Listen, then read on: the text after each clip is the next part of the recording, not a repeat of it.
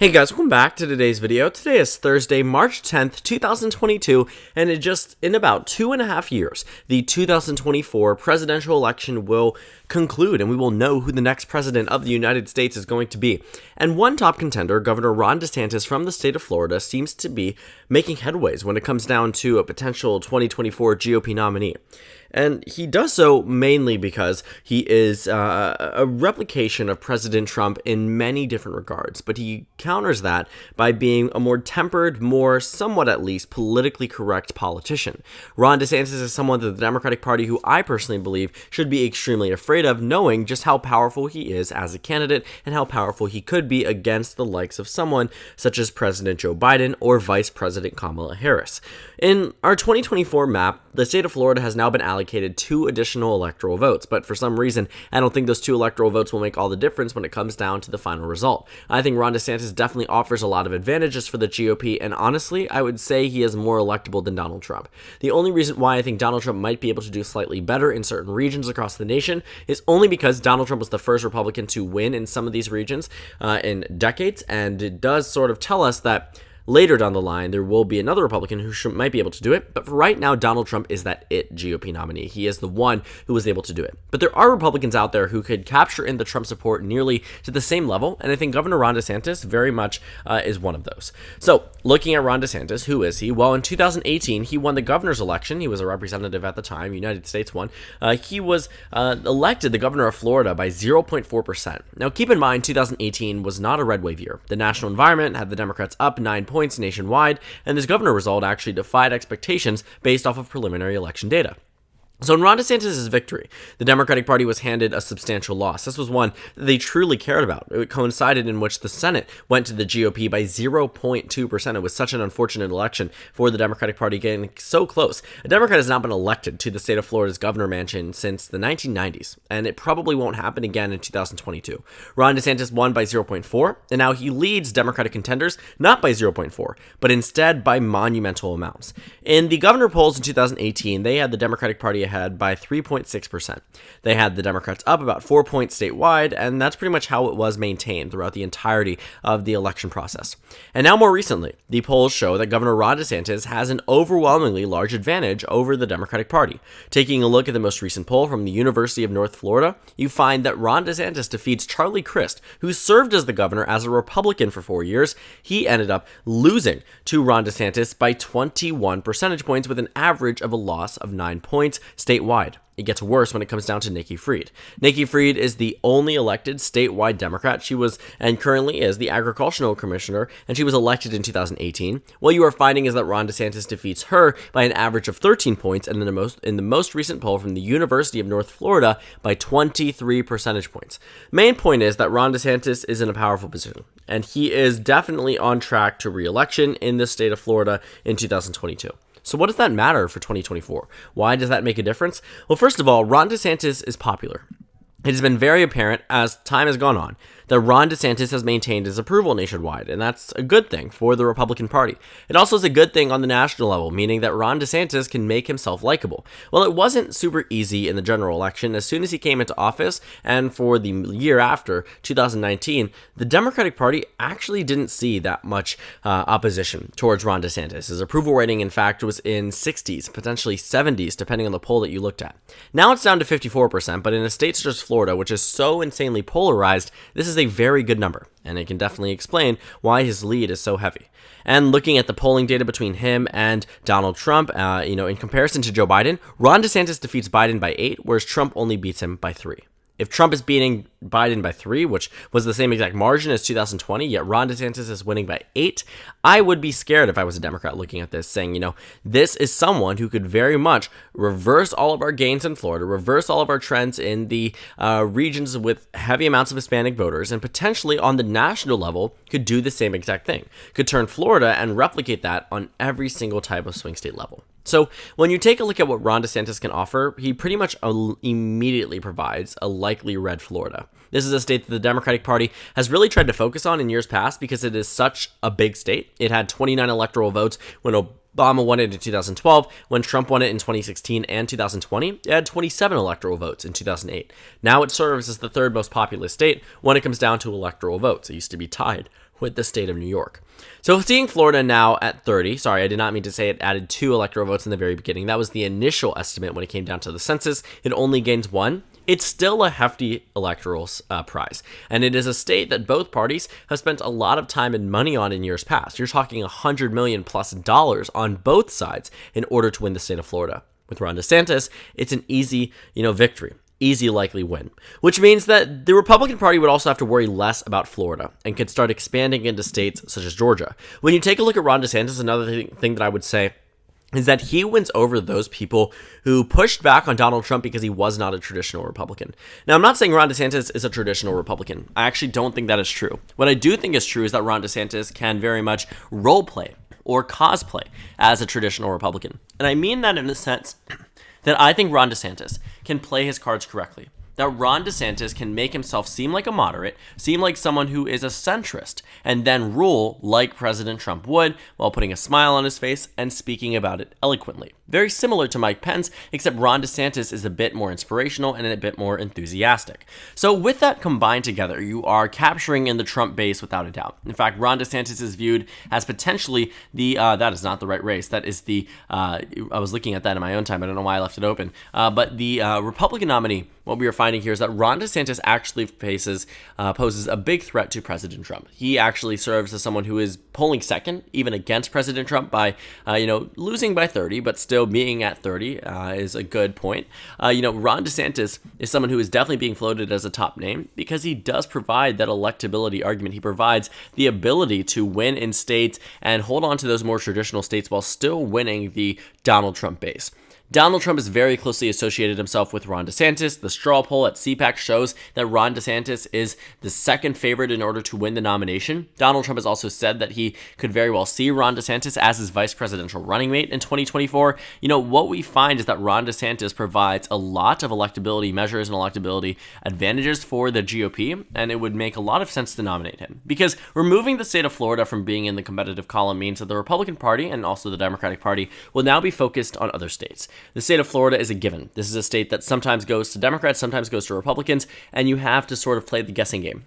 You have to spend a lot of money in it, and at that point, it's just in the hands of the voters. 2020, a lot of that money went in and didn't end up becoming technically useful, but it did lay out the groundwork for Democrats in the future and could very well contribute to a Democratic Party victory later down the line. But now with Florida completely out, again, the GOP now has new targets. More money will be spent on Georgia, on Arizona, on Pennsylvania, on Wisconsin, on Michigan, right? And these are states that Donald Trump won in the 2016 election rather, North Carolina as well. These are all states that Donald Trump won in the 2016 election, but it was simply just, not enough for some of these states in 2020. But you could start to see that reverse. If the GOP is given the ability to allocate more funds, more resources, more canvassing efforts, whatever you want to call it, into these states, the Democrats could be in real jeopardy because Democrats have benefited from the fact that Florida is a money dump, right? Republicans won't need to spend a lot of money, whereas Democrats might still try to contest it and waste their money. Republicans know with Ron DeSantis that they will be able to win by solid margins. Looking at the polls in the governor election, Democrats are still vying for this race by a pretty heavy amount. Even though the polls very clearly show that Ron DeSantis is going to win the state of Florida, there is still tens of millions of dollars being poured into the Democratic candidates combined, which is not a good look for the Democratic Party being in a state where they seem to know that they are going to lose, but yet continue to accept donations, continue to eventually waste money for the state of Florida, for the Florida Democratic Party. And it is something that I think, while it's necessarily the fault of the candidate, you don't always want to admit defeat, and you also don't want to give up too early. If you weren't to run any ads, it would look like that. But also, that's really the point. That Florida, the Republicans wouldn't need to run any ads besides the fact that saying, Ron DeSantis is the one on the ballot. But beyond that, Republicans should be set in the state of Florida, whereas Democrats, like they are contesting the governor's and Senate race right now, are heavily contesting it, even if they don't necessarily have a shot at it electorally. So, with Democrats allocating their resources potentially, into Florida, whereas Republicans can use it elsewhere, again, it benefits the Republican Party in states such as Arizona and states such as Georgia and North Carolina, Pennsylvania, Wisconsin, Michigan. And that's where it gets very tricky because Republicans absolutely have it solidified when it comes down to many of these districts and states. You are looking at a pretty solid map here that doesn't really fluctuate too heavily. Let's see. Let's go ahead and characterize all of the states. I mean, you have Alaska, you have, Utah, especially with Ron DeSantis. I'm pretty confident that Maine 2nd District will revert back to the GOP. So what you find here already is that, even with just the states that, Trump won in the 2016 election, he's in a position where he's winning 283 electoral votes. Now, I think I might be missing a state. It doesn't really make sense. Ohio and Iowa, absolutely. Don't know why I forgot about those. It's at 306 electoral votes, and that's without Nebraska's 2nd District, so it otherwise would be 37.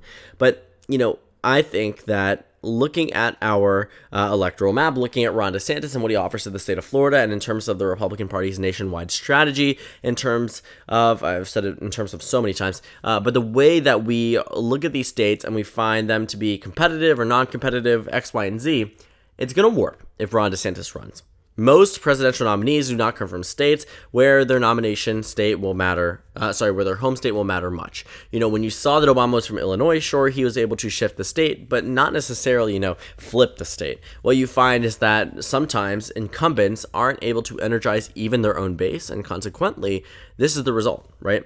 That it is completely irrelevant. But for Ron DeSantis, he served as the governor of the 3rd most populous state and currently serves and will serve until 2022, until being seemingly reelected, which means that, he is in a position where he is well known, where he can make a name for himself, and it isn't just some type of arbitrary home state. It's not like when Hillary Clinton said she's from New York, where Hillary Clinton says, she represents New York citizens. I guess she's a senator from the state, but first of all, she's not necessarily from, quote unquote, from the state of New York when it comes down to previous activism in Arkansas and what she had done as first lady to, Bill Clinton, both in the governor's mansion, also in the presidency. But Ron DeSantis definitely has a lot more credibility than that. Ron DeSantis is regarded as an extremely popular politician across the state of Florida. And if I was a Democrat, again, like I said, I would be very terrified about the additional prospects that Ron DeSantis might have. Because right now, the first step is the governor's mansion being reelected, and the next step is president of the United States of America. And looking at the Democratic Party in some of these states, while Democrats are going to be safe and going to be fine, when it comes down to them, it won't matter. Ron DeSantis, currently speaking, is at 306 electoral votes, which is more than enough in order to win the election. Democrats need 270 in order to win, and it doesn't look like they're going to get that. Ron DeSantis, I don't think will have much luck in the state of Virginia when it comes down to actually winning. I think that, Virginia is still going to go blue. I also think that the state of New Mexico is also going to go blue. I forgot to characterize the state of Hawaii and Washington, D.C. Colorado, I could also imagine going blue as well, as with the state of Nevada. It's very interesting to see.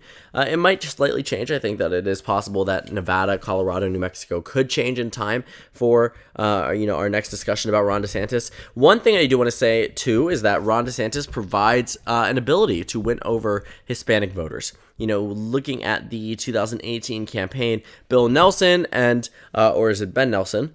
Bill Nelson, I believe, and other Democrats failed to release any ads when it came down to Spanish-speaking regions, failed to release any Spanish-speaking ads until about the month before the election, which meant that the GOP had such an upper hand because they know how to network. They know how to campaign. They know how to do things correctly, whereas the Democratic Party, it seems to be lacking in most regards.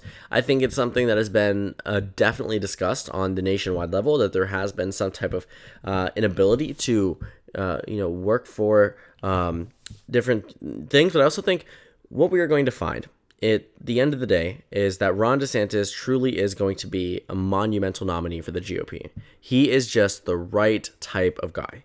He captures in Trump's base, he captures in the traditional Republican base, and that is just enough.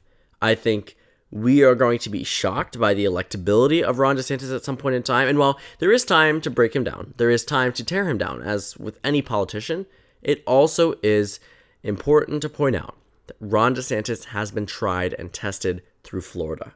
This is not some type of small state where you have someone like Kristi Noem, who, when exemplified on the national level, receives a lot of criticism. Ron DeSantis has seen a lot of it. He's seen all of it, and it hasn't been able to bring him down. His COVID strategy, his, calling of wearing masks, COVID theatrics, whatever you want to call it, whatever you want to criticize, it doesn't seem to have an effect on his electability. Voters in Florida seem to like him more than Trump. Voters in Florida seem to want to reelect him heavily. As a person who only won his first election by less than a percentage point, less than half a percentage point at that, they still want to choose him for reelection to the governor's mansion and also to the presidency in 2024. And I think there seems to be an increasingly more clear pipeline for Ron DeSantis to do so in the future. And I think this is only going to continue once he is reelected, and a lot more speculation circles around him about what his future prospects are going to be. So thank you guys so much for watching this video. Make sure to comment down suggestions below. Subscribe on the left if you haven't already, and check out the Instagram and Twitter. At the bottom left of the screen, there's also a Discord server for you to go ahead and join. On the screen, there's a video you can watch, and then a playlist for my 2022 election analysis videos, governor election analysis videos. Again, thank you guys so much for watching, and I will see you all tomorrow.